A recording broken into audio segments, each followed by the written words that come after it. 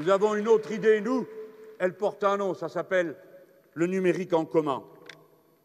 Protection des données privées, neutralité du net. Vous ne le savez peut-être pas, mais demain, c'est ça qui se trame. Certains disent, comme je paye, on accédera plus vite à moi, et les autres, vous attendrez, vous prendrez la file. La neutralité du net consiste à interdire cette pratique. Et nous devons l'interdire si nous voulons qu'il y ait une véritable égalité d'accès et de production et de diffusion de tous ceux qui ont à diffuser et à produire. Ces questions vont occuper tout le siècle. Ce sont les questions déterminantes pour vos métiers, vos vies, votre manière de regarder vos voisins, vos amis. Tout ça est dans la machine, tout ça est parti dans le grand tourbillon.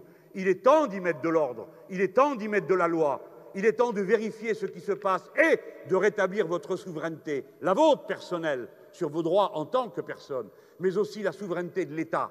Si nous emportons cette élection, j'annonce à Microsoft qu'ils peuvent passer par-dessus bord tous leurs programmes de travail commun avec l'éducation nationale, car nous ne laisserons pas Microsoft bourrer la tête de nos gosses.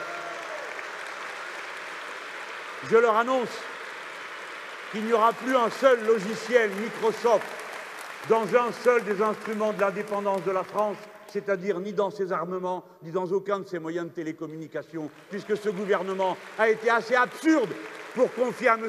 Trump un droit de regard sur ce que nous faisons. Oui, parce que c'est de ça dont on parle.